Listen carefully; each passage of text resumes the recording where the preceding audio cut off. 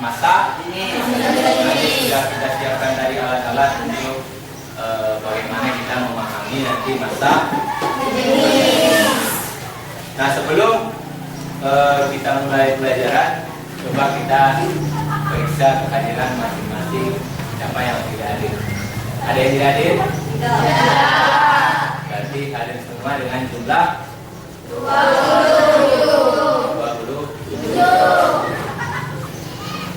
Ya.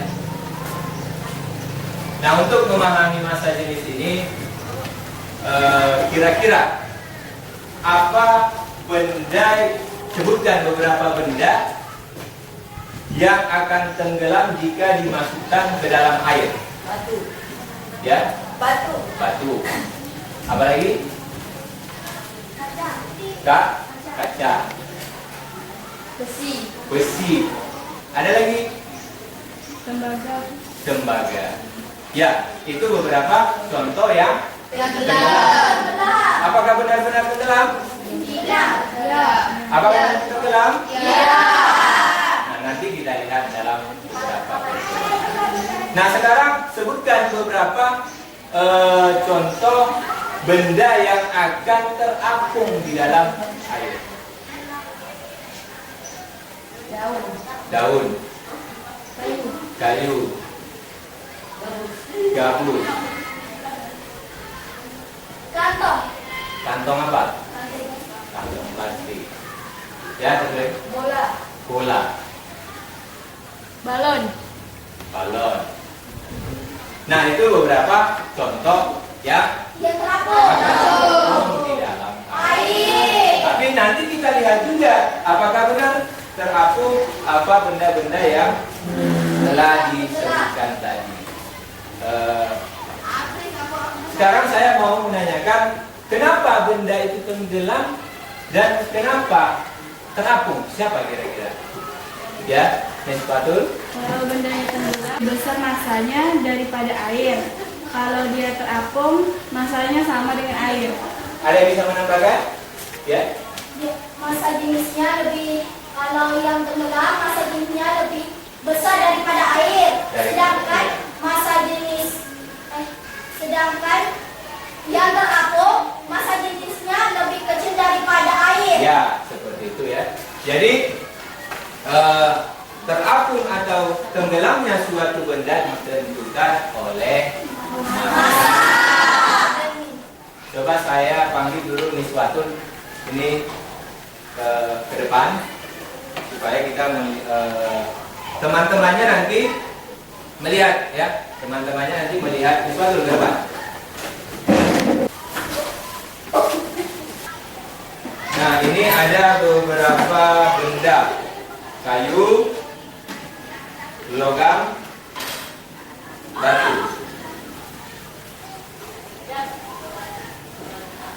Mengamati. Oke, silakan dulu. Nah, yang dari kalian amati ini mana yang terapung? Kayu. Tenggelam? Batu. Nah, inilah contoh benda yang Terapung. tenggelam. Ya. Terapung dan tenggelam berdasarkan dapat dilihat dari masa jenisnya. Nah, nanti kita akan memahami standar kompetensi yang akan kita lakukan ini, yaitu memahami wujud zat dan perubahannya. Lalu nanti bagaimana mendeskripsikan konsep massa jenis dalam kehidupan sehari-hari. Nah, ini cakupan materi yang akan kita lakukan. Kira-kira ada pertanyaan? Cukup? Nah, sekarang saya coba mengambil ini kubus.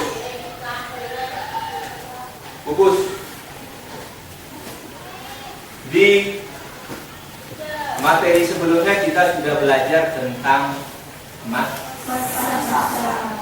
apa satuan massa? Massa itu sendiri apa? Ukuran kuantitas dari sebuah. Jadi massa itu ukuran kuantitas sebuah benda. Bagaimana cara mengukurnya? Mas saya tadi menggunakan neraca. Ya, neraca. Nah, seperti ini ya. Caranya sudah tahu ya? Sudah. Ya, dipahami. Mudah-mudahan nanti kita bisa melakukannya. Nah, kalau mengukur volumenya bisa? Bisa. Bagaimana? Menggunakan, kalau yang sudah teratur,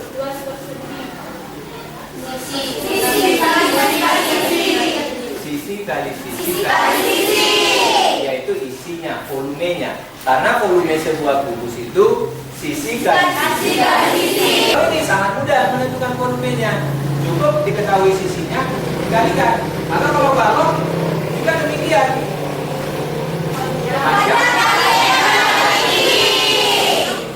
Nah, itu sangat mudah kalau menggunakan.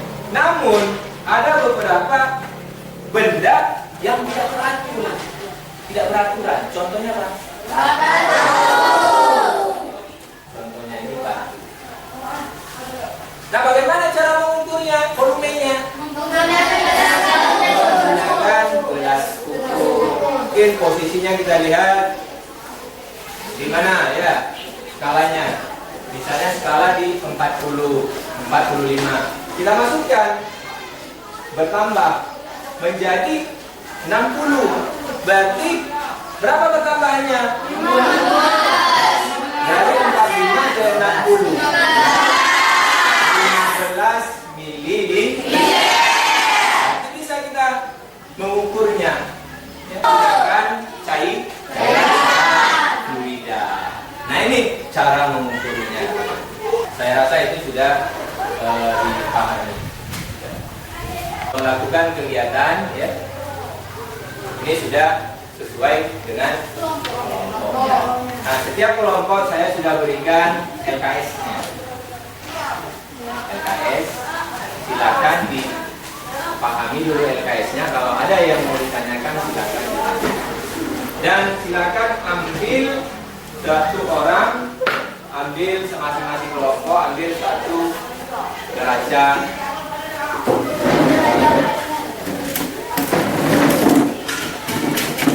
Pada LKS-nya coba perhatikan apa yang diminta di sana. Ya. Buat prediksi. Prediksinya kayu itu terapung atau tuliskan. Lalu aluminium, tembaga dan selanjutnya. Lalu hitung berapa masanya menggunakan neraca, ya. Dan menghitung volumenya kan. Lalu nanti lakukan percobaannya, hasilnya nanti di atas mejanya lihat apakah bendanya terapung atau tidak. Ini masing-masing satu kelompok ambil ini, masukkan kemari, kalau masukkan air silakan satu kelompok ambil, lihat kemari ya apakah dia tenggelam, lihat hasilnya.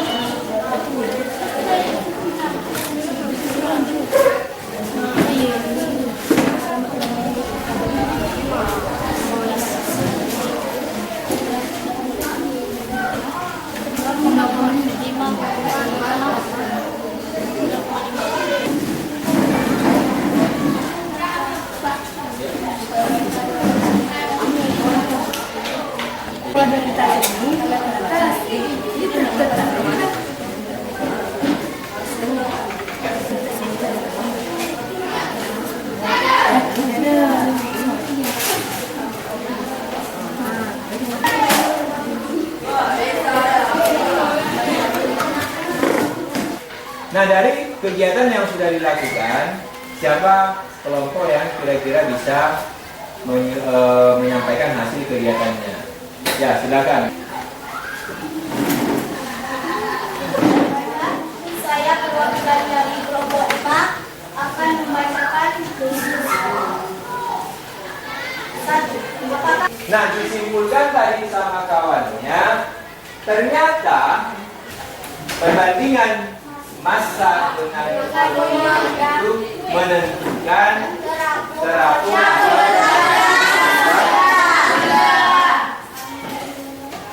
kalau kayu tadi berapa massanya? Hasil kesimpulan tadi. Jadi hasil kesimpulannya perbandingan massa dengan volume itulah yang dikatakan sebagai massa.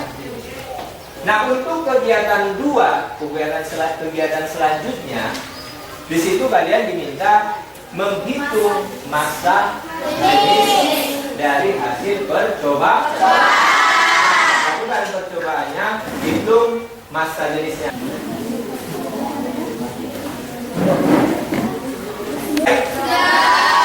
Ya, kelompok mana yang mau menyampaikan hasil kegiatannya? Ya.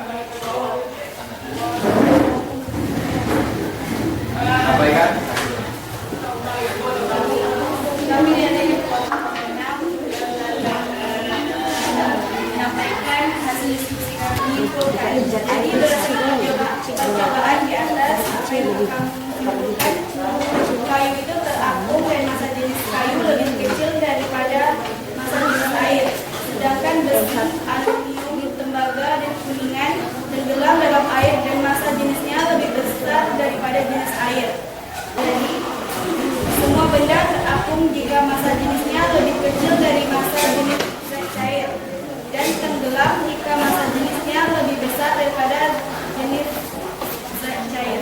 Ya, itu hasil dari diskusi kelompok 6 ya. Ternyata dari hasil percobaan, benda yang massa jenisnya lebih kecil dibandingkan dengan air tadi 1 gram per mililiter itu, kalau seandainya lebih kecil maka dia terapung dan akan tenggelam jika lebih besar dari massa jenis air. Nah, itulah yang menentukan terapung atau tenggelamnya.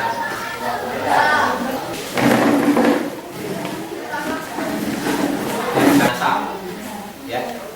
Kira-kira telur ini jika saya masukkan ke dalam air, apa yang akan terjadi? Sama-sama kita lihat ya. Ternyata benar. Tenggelam. Berarti massa jenis telur Lebih besar. Nah, sekarang ambil telurnya, masukkan. Masukkan sama-sama. Saya dulu.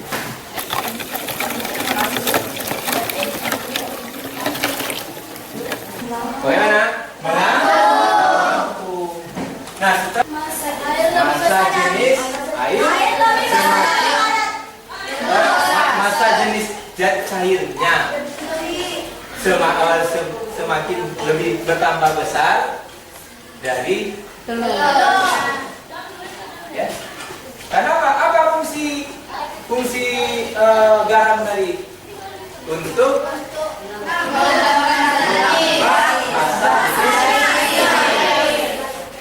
menambah massa jenisnya. Jadi massa jenis air itu tadi bertambah. Ya, massa jenis air sudah tidak air ini lagi, sudah bertambah, tidak satu lagi, sudah naik. Ya, sudah naik. Itu yang menyebabkan telurnya semakin mengapung ya.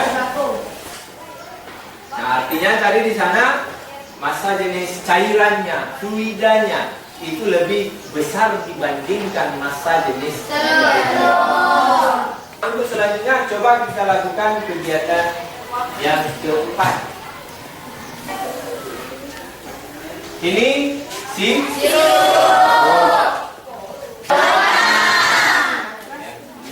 ini pewarna. Jadi ini pewarna dengan air. Ini apa? Nah, ini ada 3 jenis, ya, 3 jenis fluida, ya, cairan. Cairan ini nanti saya 3 orang Siapa kira-kira bisa? 3 orang. Tunggu satu. 1, 2, 3. Nah ini silakan tuangkan. Ya.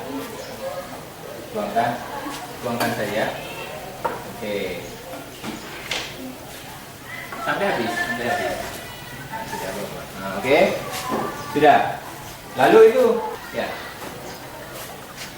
Nah, kalau kita lihat, walaupun urutannya ternyata mana yang di atas? Padahal dari urutan menjatuhkannya berbeda. Minyak di atas, di kedua itu apa? Yang ketiga apa? Sirup warna hijau. Bisa. Ini kenapa? Massa jenis. Nah, jadi massa jenis yang besar di mana?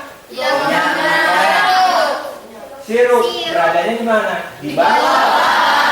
Padahal tadi urutannya kita beda-beda. Tapi sirup tetap di bawah. Lalu minyak posisinya di mana? Di atas. Yang itu apa? Warna air. Bisa disimpulkan bahwa massa jenis minyak itu lebih kecil.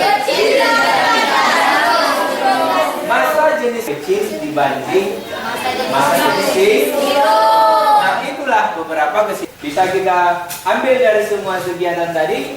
Massa jenis itu apa? Perbandingan ini secara matematis persamaan dari sebuah massa jenis.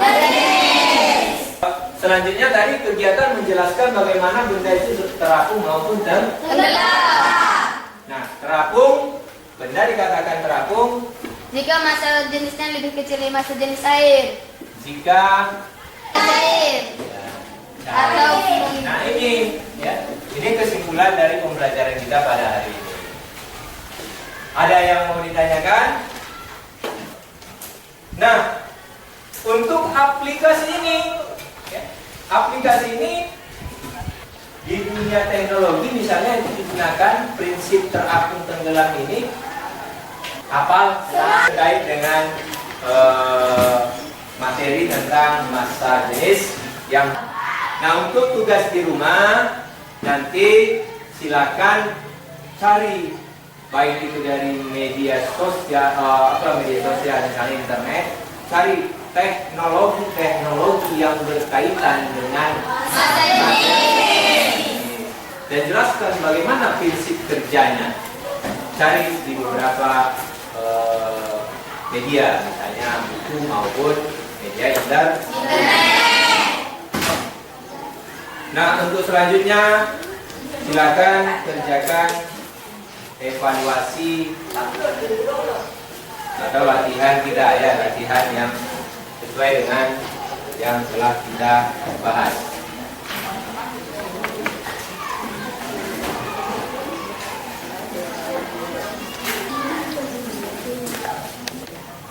Nah, jadi sudah selesai kita laksanakan semuanya dan sudah